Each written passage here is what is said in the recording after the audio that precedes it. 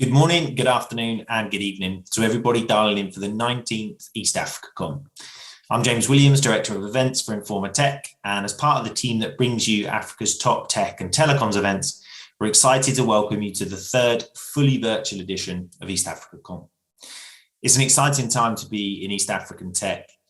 We've recently seen global mobile money transactions hit $1 trillion, indicating the incredible importance of a technology born in East Africa. Key to the continued impact of that technology in the region is digital inclusion through affordability. The journey towards East Africa's first meaningful 5G network has also accelerated. Continued progress on some of the world's largest connectivity networks, with exciting implications to ignite innovation across the industry. Perhaps most impressive was the record year of investment the wider continent had in 2021. $5.6 billion was pumped into African tech, more than the previous 2 years combined. We'll explore all of these critical topics over the next couple of days.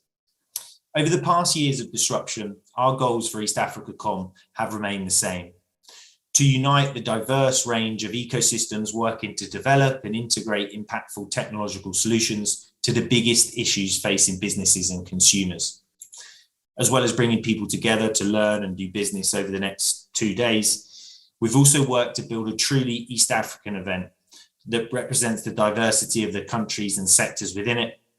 And we've prioritized impactful content to highlight what these new technologies, ideas, and buzzwords actually mean in a real world context.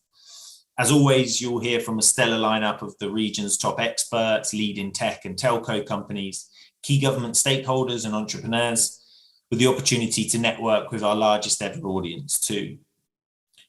On day one today, you can join sessions focused on how East Africa can leverage the power of the African Continental Free Trade Area, the evolution and diversification of the telecoms industry, 4AR adoption and its impact across sector, and how the region's fintech companies are innovating to offer services right across the industry.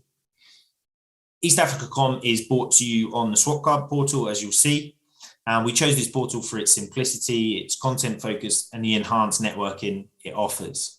To help you get the most out of Swapcard and the virtual experience, I wanted to walk you through a few key features from the platform. So Swapcard uses a powerful AI matchmaking algorithm, taking information from your registration and profile to help you meet those most important to your business. This year, you can network with a larger and more diverse audience than ever before. So make sure you complete your Swapcard profile to receive personalized networking suggestions. In the attendees tab, you can search, add, and chat with contacts directly. And there's a filter on the left-hand side by which you can sort by business type and objective amongst other categories. You can hit the add connection icon on the right. And once you've made a connection, you can view available time slots and suggest a time to get a meeting in the diary. One great feature of Swapcard is the ability to create your own agenda and experience through that. So if you hit the agenda tab at the top and hit the calendar icon for each session you're interested in, it will save it to a personalized agenda. The Live Now tab will take you to the live agendas currently running too, and you can submit questions and comments on the speaker Q&As. I want to take this opportunity to thank our sponsors and partners at East Africa Tech Festival. They bring innovative approaches and expertise, and without them, this event simply wouldn't be possible. So you can explore some offerings from them in the sponsors and exhibitors tab and meet them and ask for more information through the products and services tab too. Before we kick off today, I wanted to talk to you about our flagship event, Africa Tech Festival. 2022 is a particularly special year for us for a couple of reasons. Firstly, we'll be returning to Cape Town after 2 years of virtual events, and this coincides quite nicely with our 25th anniversary.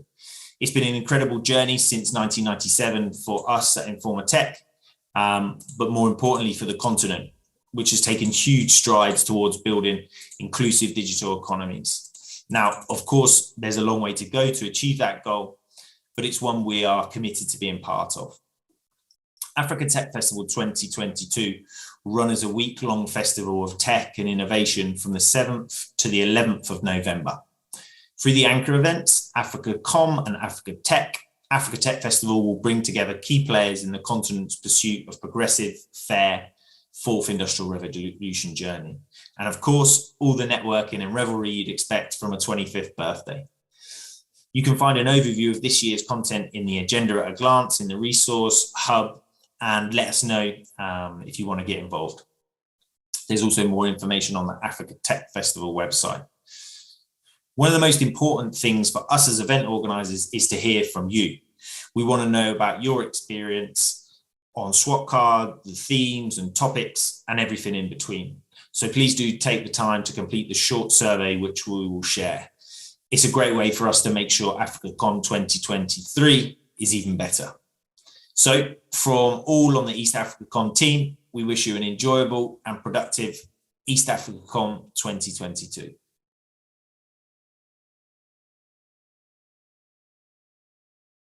Good morning, good afternoon, ladies and gentlemen, good evening, depending on where everybody is logging in from. It is my distinct honor and pleasure to join you this morning here from East Africa, specifically Rwanda, where we're talking about the East African Com 2022. And on behalf of the Honorable Minister, Paula Ingabire, our Minister of ICT and Innovation, who couldn't make it, I'm standing in for her, and we'll be talking about the positive impact of technology to drive a region's digital economy. And what an exciting time to be talking about the impact of technology in this space. Going forward, before I jump into the specific details, I just want to say thank you to James Williams for the invitation to speak at this important occasion, and everyone here for their efforts to frame a discussion around building equitable economies using the power of technology and technology ecosystem and other technical tools. This important conversation is happening at a critical time where the world has been involved in so many innovations, or has seen quite significant innovations and new models of collaboration that have helped nations to navigate the COVID-19 pandemic and mitigate its impact on livelihood.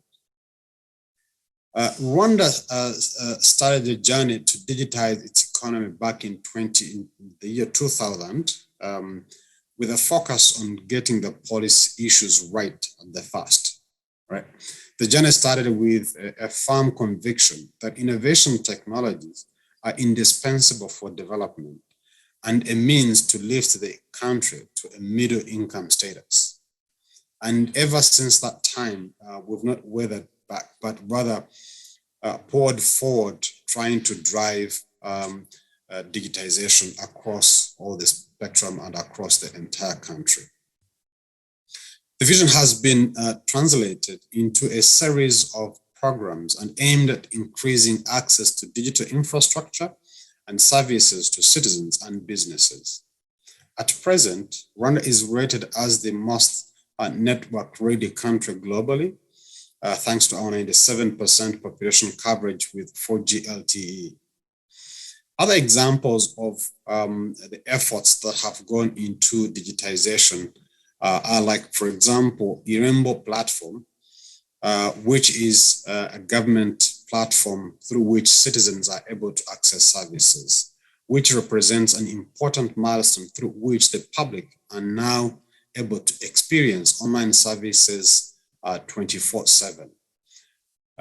This has affected the present situation where there is a strong need to harness the potential of digital technologies to build back economies with more resilience. Experiences in the current COVID-19 context have shown us that affordable, high-speed internet are indispensable to preventing business interruptions that otherwise could contribute to warfare, revenue, and employment losses. Rwanda is also on the way to become a living laboratory of emerging technologies through the Center for the Fourth Industrial Revolution that we launched recently, with a focus to supporting the development of the ecosystem of emerging technologies in Rwanda. For example, the center is working on an AI policy that sets for ethical and responsible use of this technology, not only in Rwanda, but the region as a whole. Complex and multi-stakeholder partnerships emerged overnight or within days where government and private sector were able to work around the clock to develop, for example, communication tools to provide accurate information to the public, or contact tracing tools with the aim of slowing down the transmission rates of the pandemic, and apps that indicate an individual with vaccination status. So all these efforts were put together and were really implementing them as time was not on our hand, but really develop it, deploy, and at the end of exercise, we really saw great results as a result of the collaboration between all the stakeholders. The above example is a mere reflection of the anticipation and hope that a strong partnership can play to accelerate digital transformation in the region. Allow me to suggest 3 other points to frame further discussion on to help the East African region to leapfrog into a digital future. First, to unleash the entrepreneurship and businesses of our young people in the East African region through increased investment in the right skills and capacity. It is a no-brainer that however many tools we might have, when we don't have the requisite skills and capacities to use these tools, they would not render us the development that we're looking for. It is therefore important, critical to invest in skills and capacity building of our young population. Second, to address the financing gaps that prevent businesses in Africa and in East Africa in particular from scaling up. You might have a good idea, you might have a good product, but if you don't have the requisite financing means to really scale it up, it's going to remain a very small and local business when it actually could reap the benefits from the potential it could get from scaling up. Lastly, data governance landscape in East Africa region needs to be upgraded and reformed to fully capitalize on the opportunities that come with data. Digital transformation and trade, and thereby fast-tracking the implementation of the African Continental Free Trade Area. Some of these partnerships have already begun, bringing hope to the realization of the full potential that is inherent in the prospect of digital transformation. Looking going to the future, I want to close by saying that it is important that all efforts are geared together to really push forward, and as a region, not only as individual states, but as a region, to really make sure that we benefit from the potential and from all the attributes that digital technologies can be able to provide. I want to close here by thanking everyone who have listened and thanking the organizers of the conference. And I wish all of you a more successful and impactful virtual seminar. I thank you.